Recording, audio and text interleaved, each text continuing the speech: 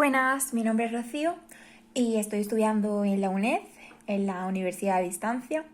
Estoy estudiando psicología y voy a mostrar los primeros 7 temas de psicología social, una de las asignaturas de la que me examino en breve. En el primer cuatrimestre nos examinamos de los primeros 7 temas y he recapitulado de muchas clases de profesores de diferentes centros asociados de la UNED. Los profesores van diciendo lo importante, lo no, lo que ha entrado muchos años, lo que no. Entonces yo voy a hacer una lectura de mis mejores resúmenes y aparte voy a decir un poco por encima lo que suele entrar y lo que no en los exámenes. Tema 1. ¿Qué es la psicología social? ¿Qué es y qué no es la psicología social? Bien, el término psicología social suele entrar, que es disciplina científica que estudia las relaciones entre procesos psicológicos y el contexto social. Es el estudio científico de cómo las personas pensamos y sentimos acerca de los demás, de cómo nos comportamos al relacionarnos y de cómo en esos pensamientos, emociones y conductas influye el contexto social. Ejemplos, pues, actitudes que tenemos hacia otras personas, atracción, los prejuicios. Hay 3 diferencias fundamentales entre la psicología social y el sentido común. La primera es que el sentido común se limita a describir cómo son las cosas y la psicología social intenta explicarlas. La segunda diferencia es que la psicología social busca las causas de los fenómenos para poder predecirlos y el sentido común explica y prevé los resultados cuando ya se hayan producido. Aquí existe el sesgo retrospectivo, que es como ya lo sabía, ya sé qué ha pasado, ¿sabes? La tercera diferencia, el sentido común se basa en nuestra propia experiencia y la psicología social consiste en distinguir cuál se acerca más a la realidad. Para ello hay métodos para explicar y comprender un estudio científico y sistemático.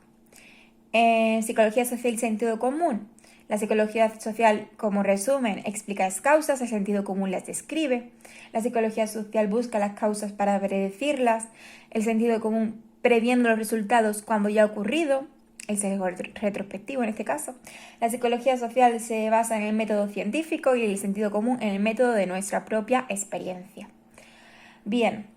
Los sociólogos se centran en el contexto social y algo muy importante que ha caído, que es los psicólogos sociales se ocupan de las relaciones entre el contexto social y los procesos psicológicos. Punto 2. Principios básicos. Los procesos psicológicos son el conjunto de 3 factores. 1. La influencia de los demás. 2. Nuestras características personales. 3. Nuestra naturaleza biológica. La psicología social se centra en la influencia de los demás, que puede ser consciente, la presión social, o inconsciente y bidireccional. Aquí existen el efecto de presencia y nuestras creencias, valores y puntos de vista, producto de la influencia de los demás porque nos han sido transmitidos como consecuencia de vivir en una sociedad y una cultura concreta. Gracias a la influencia mutua entre los miembros de un grupo o sociedad, es posible llegar a una visión básicamente compartida de la realidad que permite la vida en la comunidad. El pensamiento no racional existen 2 formas dentro diferentes de procesamiento. Está el consciente, racional o deliberado, o inconsciente y automático, que no es el subconsciente en este caso. Y está la construcción de la realidad. La realidad afecta a nuestra forma de pensar, de sentir y de comportarnos, pero no directamente, sino como nosotros lo vemos e interpretamos, que depende de los procesos psicológicos básicos y universales como la cognición, la motivación o la emoción y la influencia de los demás. Muy bien, el tercer punto son los procesos psicosociales y su interconexión. La relación entre los procesos psicológicos, pensamiento, emoción y conducta, hay 4 tipos, que están los individuales, interpersonales, grupales y societales. Los que más han entrado son los individuales. En este caso, explico los primeros. Lo explico el primero, que tiene lugar dentro del individuo, pero siempre con referente social. Intervienen otras personas, quiere decir esto. Y dentro tenemos la percepción social, que es lo que percibimos, la cognición social, que es lo que pensamos, la atribución, que es cuando buscamos una causa, y las actitudes, que es la evaluación que tenemos de algo. Muy bien, luego tenemos los procesos interpersonales que tienen lugar dentro de los grupos, como liderazgo, cohesión, relaciones entre grupos y otros. Esto provoca que las relaciones entre la persona y el grupo son muchas veces ambivalentes. Esto quiere decir que generan aspectos positivos y negativos, como desacuerdos y conflictos, y originan la explotación de las personas dentro del grupo y la holgazanería social, que significa que es aprovecharse del esfuerzo del otro para el beneficio propio. Existen unos dilemas sociales, que son los conflictos, y en este caso también existe el efecto de discontinuidad al individuo o grupo, que es al tomar una decisión grupal que te beneficia a ti también. Están los procesos societales, que son procesos que trascienden a los individuos y grupos, pero que influyen en ellos, como consecuencia de las estructuras de estatus y poder, normas, costumbres y valores culturales. Las normas marcan nuestro comportamiento y la interconexión entre procesos que es que se combinan entre sí y rara vez aparecen aislados. La identidad social se construye a partir de la pertenencia de la persona a uno o varios grupos. Es la parte del autoconcepto individual que deriva del conocimiento de la pertenencia a un grupo social o grupos sociales, junto con el significado emocional y valorativo que conlleva dicha pertenencia. El punto 4 es la situación social y la sociabilidad, en la que hablamos de la ecuación de Lewin, que habla de que la conducta es función de la persona y del ambiente. Lo que hacemos y lo que pensamos y sentimos depende de nuestras características individuales y de la situación en la que nos encontramos. La psicología social pone foco en la situación y en su impacto sobre la conducta. Algo que ha entrado mucho que es la sociabilidad, es la tendencia innata a relacionarnos con los demás. Se constituye gradualmente por la interacción con personas clave en situaciones primordiales. Es la capacidad de las personas para sobrevivir como miembros de grupo. Bien, la sociabilidad a través del grupo. La interdependencia es la característica central del grupo psicológico. La persona individual no puede sobrevivir solo solo contando con sus propias capacidades, habilidades y fuerzas, sino que necesita también de los esfuerzos y conductas de las otras personas del grupo y depende de ellas. La identificación social es el proceso por el que la persona incluye en su autoconcepto a los miembros de su grupo. Existe el endogrupo, que es la pertenencia a una categoría común y que representa una comunidad de cooperación y confianza recíproca. Las personas esperan respeto, consideración positiva y una certeza acerca de las normas grupales. Muy bien. En el mismo tema, luego tenemos los motivos sociales. Los motivos sociales, hablamos de que las personas buscan la aceptación social gracias a los motivos sociales. Los motivos sociales son procesos psicológicos que mueven a las personas o las impulsan a pensar, sentir y actuar en una dirección determinada, en situaciones que implican a otras personas. Son el recurso fundamental del que disponen las personas para manejar las situaciones sociales a las que se enfrentan.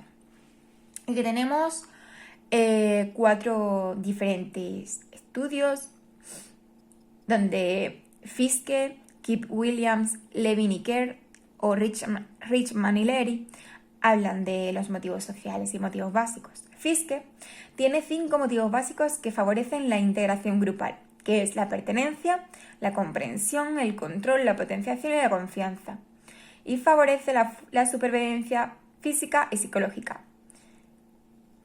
El motivo de pertenencia es súper importante. Kip Williams nombra la exclusión social. Tiene 4 necesidades fundamentales, que es la autoestima, la pertenencia, el control y la existencia significativa.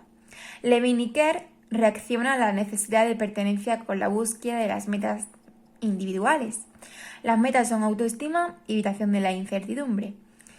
Y luego existe la comparación social y el autoensalzamiento. Richman y Leary habla de los sentimientos heridos, que son aspectos que influyen en la interpretación de que la persona hace el rechazo y condiciona su reacción. Existe un descenso de la autoestima con conductas reparadoras y agresivas, como es dolor o frustración, o las evitativas como la huida o el contacto social. Richman y Leary es un modelo multimotivacional. Estos 4 psicólogos hablan de algo muy importante, que es la pertenencia. eso ha caído mucho. La reacción al rechazo, también ha caído mucho los sentimientos heridos y el descenso de la autoestima, como son las conductas reparadoras agresivas y evitativas. Ahora existe la reacción al rechazo, que es la percepción de inquietud o justicia, como una respuesta antisocial. Algo que ha caído, que es la expectativa de reparación de la relación, una respuesta prosocial, y se convierte en conductas reparadoras, cuando hay una más probabilidad de recuperar el valor relacional. Eso también ha caído. Valor de la relación, respuesta prosocial, la posibilidad de alternativas como la huida, la evitación, cronicidad y generalidad, huida, evitación, costos percibidos del rechazo, respuesta prosocial. Las respuestas prosociales son resultados positivos para la salud mental y física, positivos. Y las respuestas de huida, evitación y antisociales son resultados negativos para la salud mental y física. Las conductas reparadoras, la persona tras una experiencia de rechazo, esto he dicho que caía, es más sensible a todo lo que pueda dar información sobre su valor relacional. A mayor necesidad de pertenencia, mayor es la predisposición de cooperar. Otra estrategia busca apoyo social en otros. Identificarse con el grupo social mejora el bienestar de las personas que pertenecen a grupos minoritarios estigmatizados. Formar parte de grupos es fundamental para ser humano, por su fuerte necesidad de pertenencia y porque dentro de un grupo se pueden conseguir objetivos que en solitario serían inalcanzables. Las metas grupales, que es el punto 7. Los objetivos grupales son aquellos que las personas buscan dentro de un grupo, pero también las que intentan conseguir los grupos cuando compiten entre sí. Existen metas utilitarias, que es necesidad de los resultados tangibles, dependencia de afecto, metas de conocimiento, reconocer depender de otros para obtener información, y metas de identidad, conocimiento del propio yo o autoconocimiento. Es la comparación social, la pertenencia al grupo limita la libertad individual.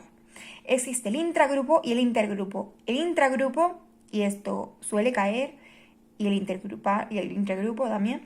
El intragrupo es un conflicto dentro de un grupo. Intergrupal es un conflicto entre diferentes grupos. El isomorfismo de metas, las metas de las personas y las metas del grupo son compatibles. Como punto 8, la investigación en psicología social habla que en psicología social el objeto de estudio es la interacción que se produce entre factores psicológicos y contexto social. Existe una serie de premisas, como es el sentimiento, la emoción. Bien, pues la conducta de sentimiento, de emoción y tal es la interacción entre múltiples determinantes psicológicos y situacionales. Las personas son seres activos y no solo reactivos, Tercera, de la interacción de las personas surgen fenómenos nuevos.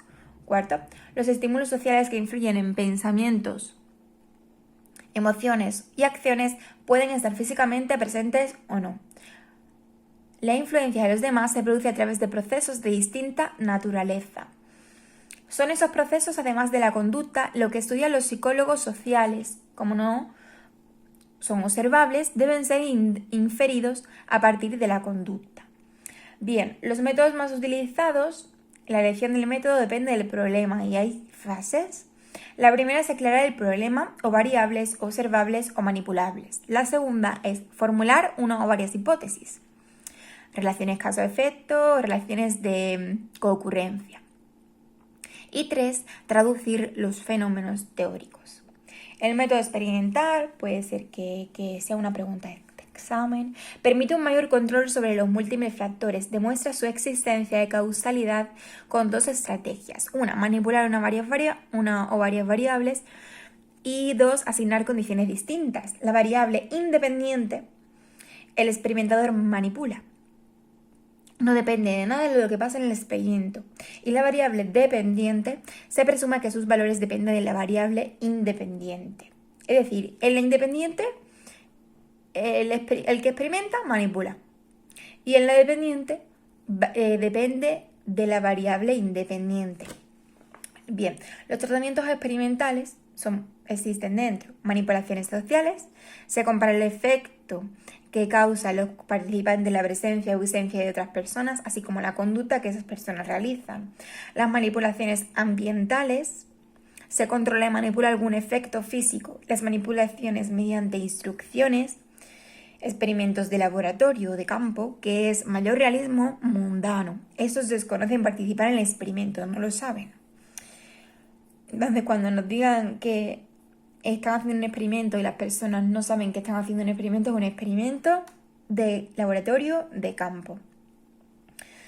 Las cuasi-experimentos son utilizados en contextos aplicados. Puede manipular una variable independiente, pero no puede asignar aleatoriamente.